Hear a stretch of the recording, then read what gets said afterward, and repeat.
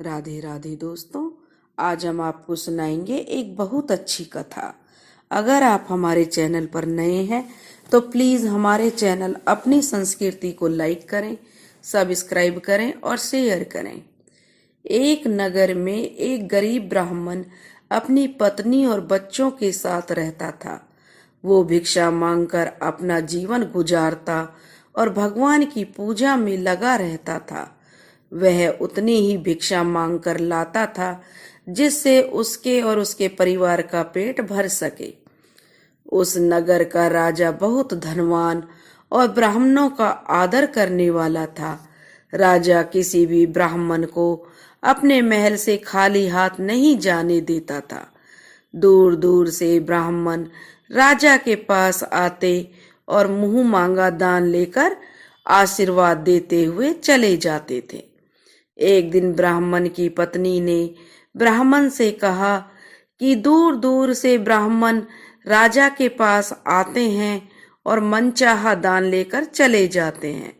तुम तो यहीं पर रहते हो, फिर भी एक दिन भी राजा के पास नहीं गए। जन्म भर कंगाली कहाँ तक झेलूं मैं। आज तुम जाओ और राजा से कुछ मांग कर लाओ। ब्राह्मण ने अपनी पत्नी को समझाते हुए कहा कि तू तो बावली है, हमें धन की क्या जरूरत है। हमें इतना तो मिल ही जाता है जिससे हमारा अपना पेट भर सके, और राजा का धन अच्छा नहीं होता, वह हमें नहीं लेना चाहिए। ब्राह्मण की पत्नी जिद पर अड़ गई और बोली, मैं तुम्हारी एक बात भी सुनने वाली नहीं हूं। कब तक हम कंगाली में जीते रहेंगे। तुम तो रोज माला लेकर बैठ जाते हो।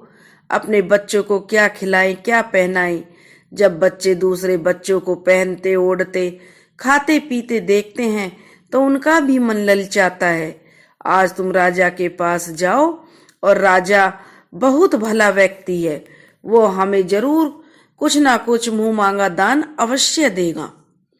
मजबूर होकर ब्राह्मण राजा के महल की ओर चल दिया, पर राजा उस समय महल में नहीं था। ब्राह्मण को वापस लौटना पड़ा। दूसरे दिन ब्राह्मण की पत्नी ने ब्राह्मण को फिर से महल भेजा, परंतु राजा उस दिन भी महल में नहीं मिला। तीसरे दिन राजा महल में मिल गया, तब ब्राह्मण उससे मिलने के लिए पहुंचा। उसने ब्राह्मण का स्वागत किया, उसे आसन पर बैठाया और 2 दिन न मिल पाने के लिए क्षमा मांगी।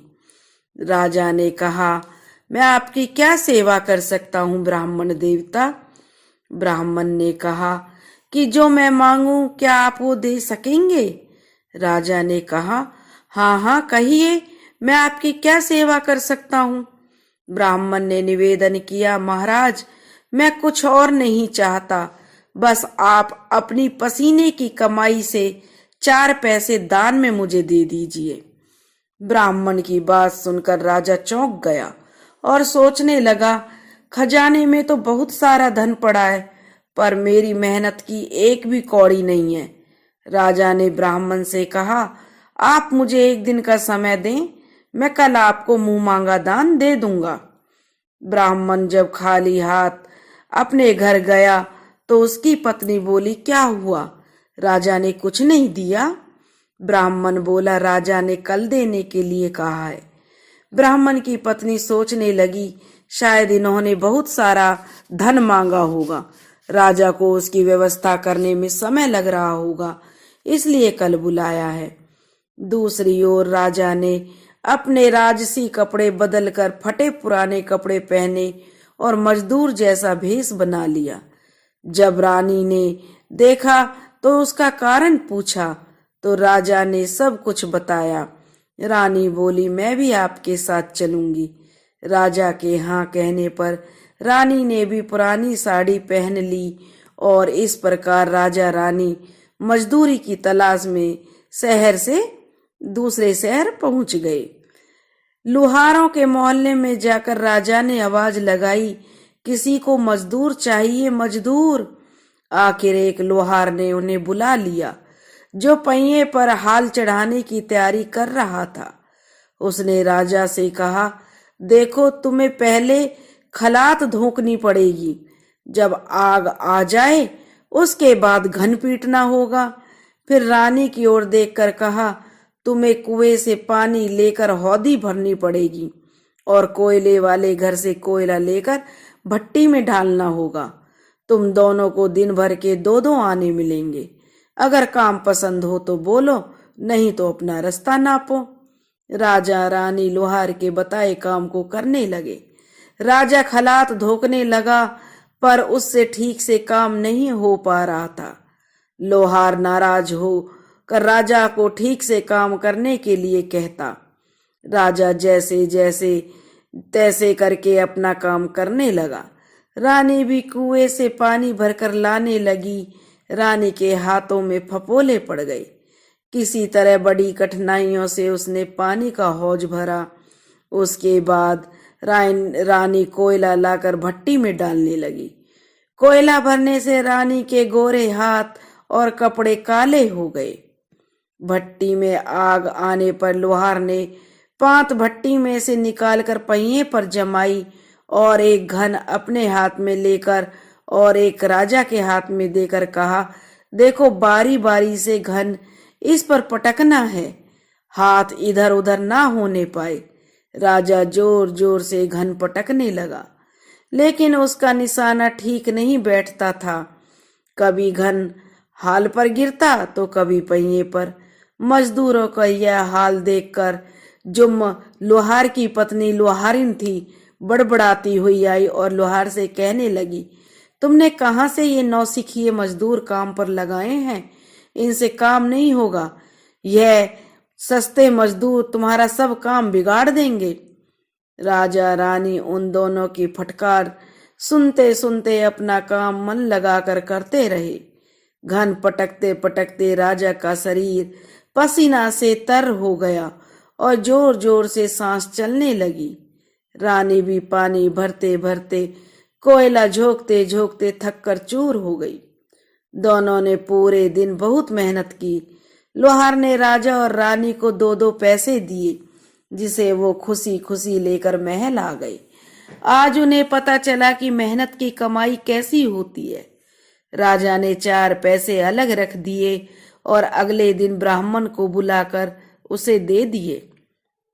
ब्राह्मण राजा को आशीर्वाद देकर घर लौटा तो ब्राह्मणी से कहा, लो मैं राजा के यहाँ से दक्षिणा लेकर आया हूँ। तो ब्राह्मणी बड़ी खुश होकर दौड़ती हुई आई, पर जब उसने 4 पैसे देखे तो वह ठिठक कर रह गई और उन्हें दूर फेंक दिया। वो जल भुनकर ब्राह्मण से बोली, तुम जैसे दरिद्र से राजा के यहाँ जाकर भी कुछ नहीं मांगा गया, शर्म नहीं आती तुम्हें? कहकर रूठ कर चली गई और बहुत देर तक बड़बड़ करती रही। ब्राह्मण ने उन 4 पैसों को उठाकर तुलसी घर के पास में रख दिया, जहां तुलसी का बिड़ला था, और सोचा जब ब्राह्मणी शांत हो जाएगी तो जरूरत पड़ने पर उठा लेगी। परंतु कई दिनों तक पैसे वहीं रखे रहे। फूल और बेल पत्र गिरकर उनके ऊपर गिरते रहे और वे मिट्टी में दब गए। ब्राह्मण और ब्राह्मणी दोनों ही उन सिक्कों के बारे में भूल गए।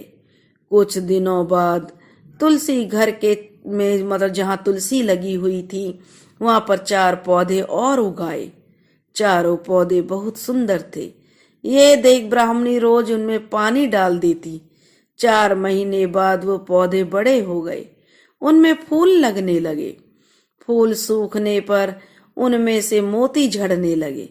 ब्राह्मण और ब्राह्मणी ने कभी मोती नहीं देखे थे। वे समझे कि कोई बीज है इस पौधे का। हर रोज कई फूल झड़ते और बहुत से मोती पूरे तुलसी घर में बिखर जाते। ब्राह्मण की पत्नी थी उन मोतियों को समेटकर घर के एक कोने में डाल देती। इस तरह वहां मोतियों का ढेर लग गया। एक दिन एक सब्जी वाली आई। ब्राह्मणी को सब्जी लेनी थी, पर उसके पास पैसे नहीं थे। उसने सब्जी वाली से कहा, क्या तुम इन चमकदार बीजों के बदले सब्जी दे सकती हो? सब्जी वाली ने देखा तो वह पहचान गई कि ये तो मोती हैं। उसने खुशी खुशी ब्राह्मणी को उन मोतियों के बदले उसकी मनपसंद सब्जी दे दी। अब तो यह हर रोज का काम हो गया। अब वह सब्जी वाली रोज सब्जी देने आती और ब्राह्मणी कुछ मोती देकर उससे सब्जी ले लेती। ब्राह्मणी और सब्जी वाली दोनों खुश थे। सब्जी वाली यह सोचकर खुश थी कि मुझे एक पैसे की सब्जी के बदले हजारों का माल मिलता है, और ब्राह्मणी यह सोचकर खुश थी कि चलो इन बीजों के बदले सब्जी तो मिल जाती है। इस प्रकार कई महीने बीत गए। उधर राजमहल में कई राजहंस थे जो मोती चुगते थे। राजा का नियम था, जब राजहंस मोती चुग लेते उसके बाद ही राजा और उसका परिवार भोजन करता था। एक समय बाद राजा का धन उन मोतियों और दान देने में खर्च हो गया। अब राजा को मोती खरीदने तक के भी पैसे नहीं बचे राजा के पास। यह खबर पूरे नगर में फैल गई। राजा का जितना भी धन था वह सब खर्च हो गया। राजा के बहुत बुरे दिन आ गए। यह बात जब ब्राह्मण ने सुनी और उसको जब पता चला कि उन्होंने विचार किया कि राजा बहुत दानी और नेक दिल है, उसने अपना सब कुछ दान कर दिया, यहाँ तक कि शायद उनके पास खाने को भी कुछ नहीं है। ऐसे हालात में उन लोगों की सहायता करनी चाहिए। ब्राह्मण ने ब्राह्मणी से कहा, अगर तू कहे तो इनमें से कुछ बीज मैं राजा को दे दूं। तू कहती है इससे सब्जी और खाने की चीजें मिल जाती हैं। ब्राह्मणी ने कहा, हाँ, मैं तो रोज इसके बदले में जो सब्जी का सौदा ले लिया करती हूँ। ऐसा कहकर ब्राह्मणी एक टोकरी बीज भर लाई और ब्राह्मण राजा के पास लेकर चल दिया।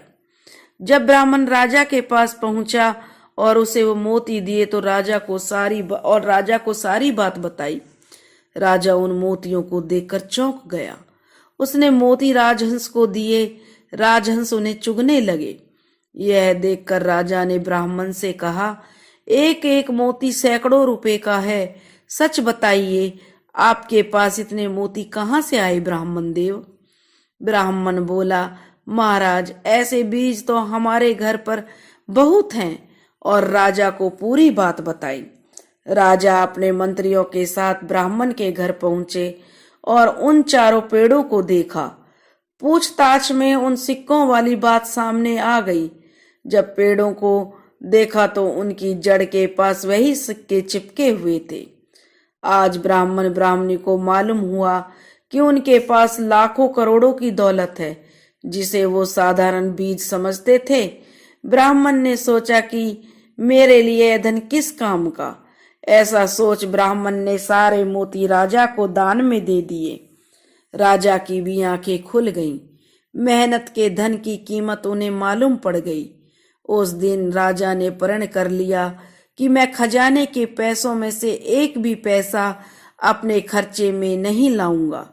अपना खर्चा मेहनत करके चलाऊंगा।